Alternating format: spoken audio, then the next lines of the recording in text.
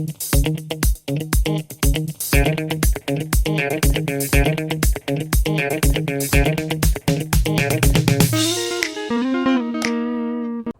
and welcome to another video about questions and answers.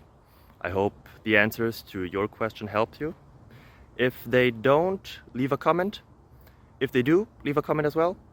And I'm trying to get always better, so please give us constructive feedback. Us, I mean me and my family. If you leave a comment or a helpful thing, it helps us always a lot. Thank you very much.